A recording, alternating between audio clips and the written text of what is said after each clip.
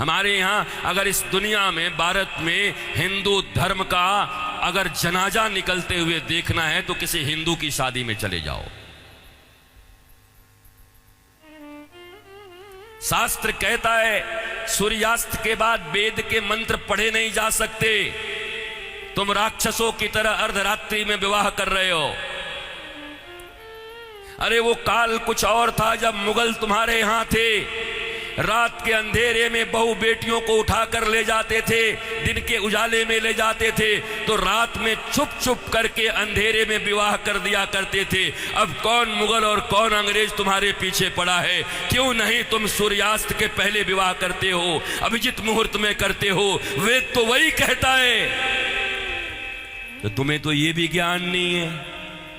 हिंदू धर्म का डंका लेके घूमते चल रहे हो, डंका पीट रहे हो हिंदू धर्म का। तुम्हारे विवाह में देवताओं का कितना अपमान होता है। अरे विवाह में दो प्रकार के कार्ड बनाओ। विवाह एक संस्कार है, विवाह एक यज्ञ है। अरे भैया, खाने पीने खिलाने वाले के लिए एक दिन रिसेप्शन जो करते हो कर दिया करना, पर विवाह में बड़े लिमिटेड लोगों को बुलाया करो। अपने अपने परिवार, वो भी जो सनातन संस्कृति को मानते हैं, पवित्र रहते हैं। विवाह संस्कार में देवता आते हैं तुम्हारे द्वारा किए गए यज्ञ के भाग को लेने के लिए। अरे नाक पोंछते हुए, कान खुजाते हुए, पता नहीं क्या क्या करते हुए अगर तुम किसी को भोजन दो तो तुम्हारा बच्चा भोजन नहीं करता। ऐसे ऐसे आंख करके बच्चे को दो।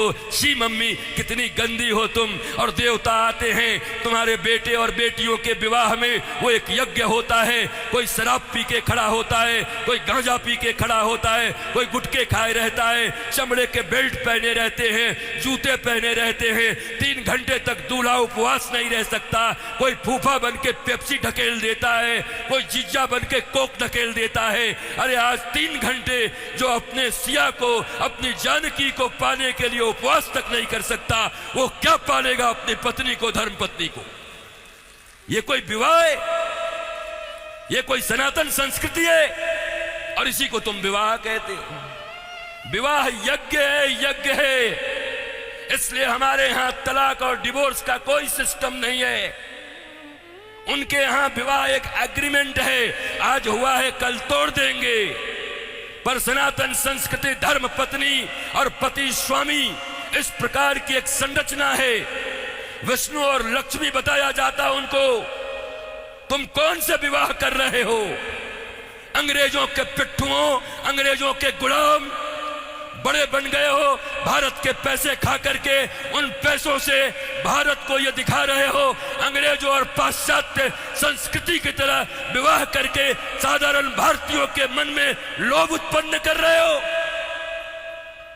और ये समाज के अग्रणी लोग बने हुए हैं, ये समाज के श्रेष्ठ लोग बने हुए हैं, ये समाज को दिशा दिखा रहे हैं, ये समाज को भोंडा प्रदर्शन कर रहे हैं, अपने धन का लोगों को दिखा रहे हैं।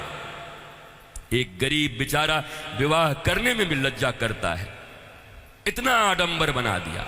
विवाह एक यज्ञ है, बड़ा पवित्र यज्ञ है, सुंदर यज्ञ है, वेदियां बनती हैं।